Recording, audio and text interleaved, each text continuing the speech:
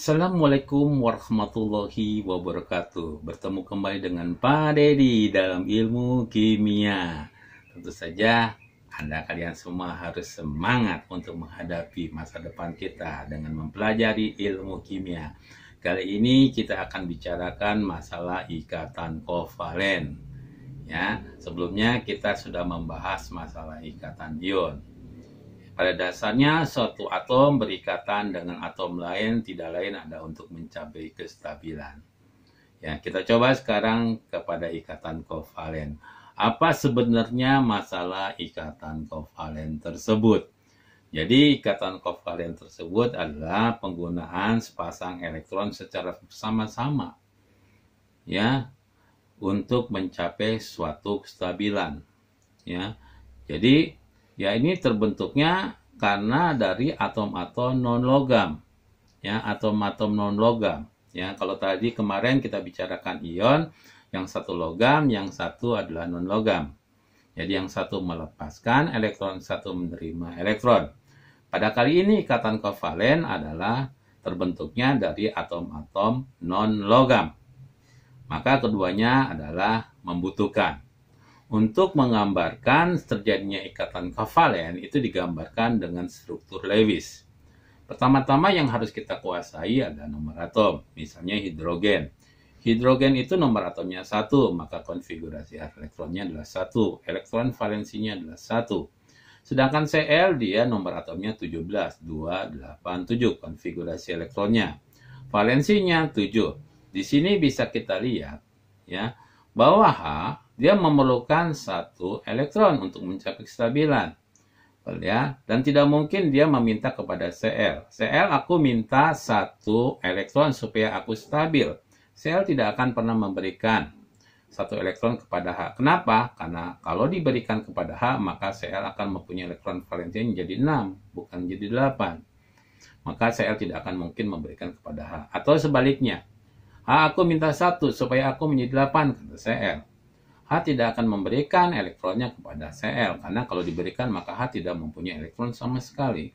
Jadi bagaimana caranya? Maka disinilah dibahas masalah ikatan ion, penggunaan sepasang elektron secara bersama-sama ya untuk mencapai suatu kestabilan.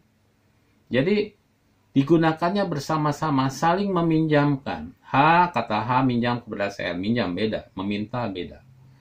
Meminjam, maka saya akan meminjamkan 1 elektron kepada H sehingga H menjadi 2, duplet.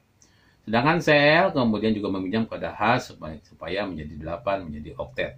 Ya, disederhanakan H strip Cl karena di sini ada 2 pasangan yang berbeda. Ya, ini adalah satu gambar adalah struktur Lewisnya dari PCl3, ya, fosfor triklorida.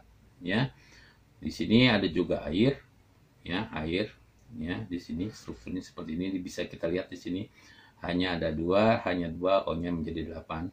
Ya, kita ketahui bahwa O tadi adalah nomor atomnya adalah 8, maka konfigurasi elektronnya adalah 2, 6 kurang 2. Ya, H1, maka dipinjamkan dari H kedua H tersebut supaya menjadi 8. Begitu pula H akan meminjam kepada O. Dan halnya dengan CO2. Ya, CO2, C itu nomor atomnya adalah 6, konfigurasi elektronnya adalah 2, 4. Maka elektron valensinya 4, maka dia perlu 4. Dia perlu kepada O. Maka terjadilah suatu ikatan di mana dia akan memberikan 2 pasangan kepada O dan O akan memberikan 2 pasangan kepada C. Maka akan terbentuk ikatan rangkap. Nanti kita lebih jelasnya, detailnya lebih jelasnya kita lihat. Ya, kita satu persatu kita lakukan adalah yang pertama ada ikatan kovalen tunggal.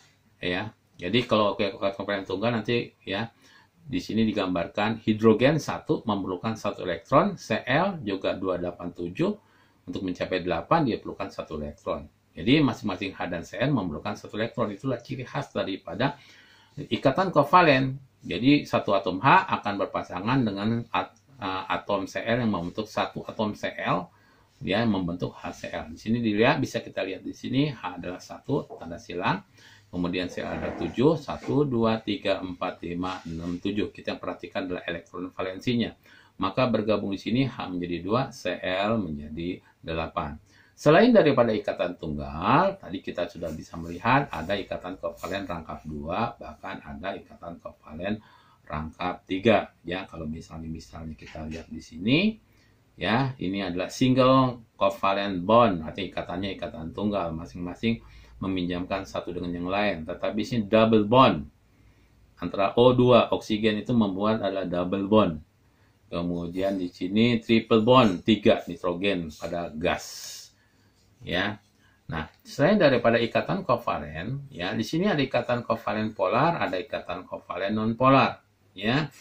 Apa itu kovalen polar? Seperti kita ketahui, tentu saja tidak selalu atom-atom berikatan pada unsur yang sama. Dia akan membentuk dengan unsur-unsur yang berbeda. Di sini bisa dikatakan bahwa kedudukan pasangan elektron ikatan tidak selalu simetris kedua atom yang berkaitan. Jadi tidak selalu.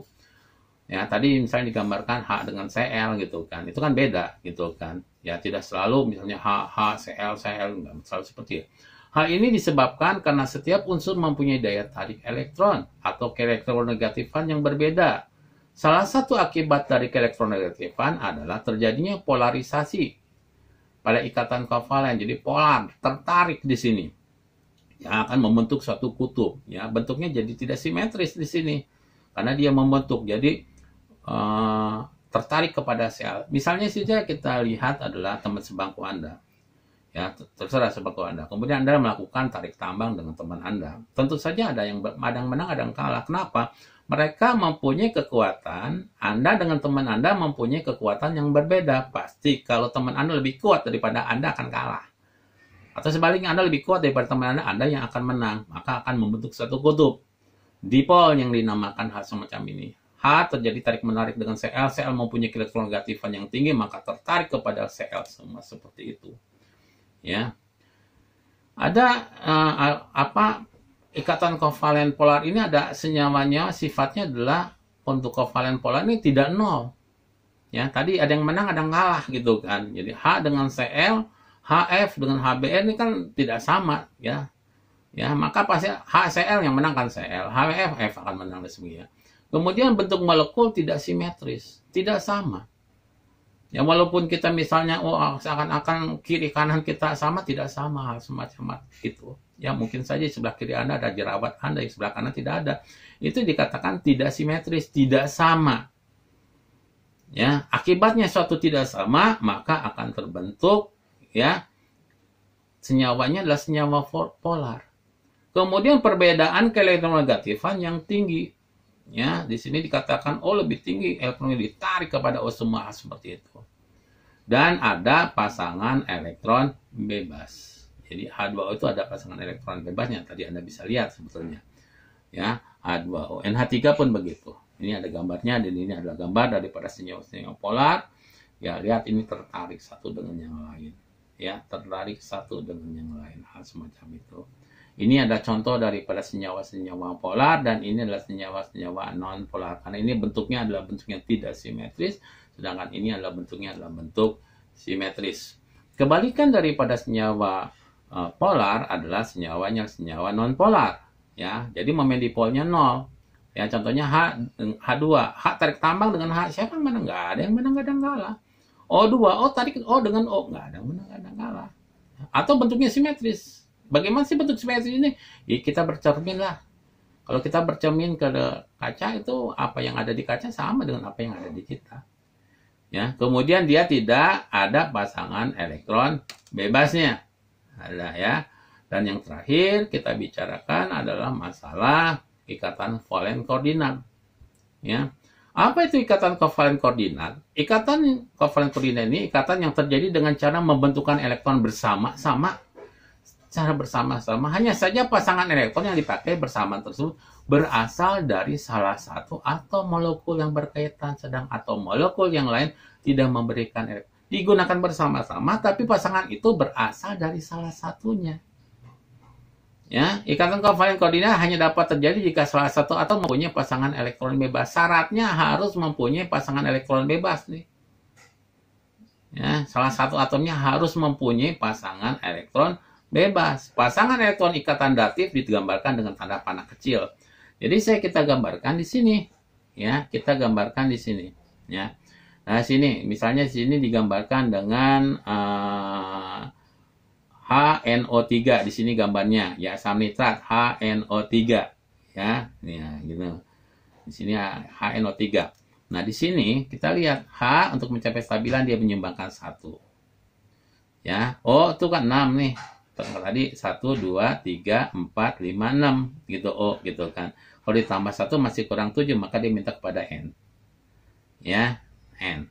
N menjadi 2. N itu nomor atomnya adalah 7, 25. Jadi dia perlunya ada 5 di sini. N itu yang tandanya silang nih itu nih. 1 2 3 4 5 gitu kan. Ya.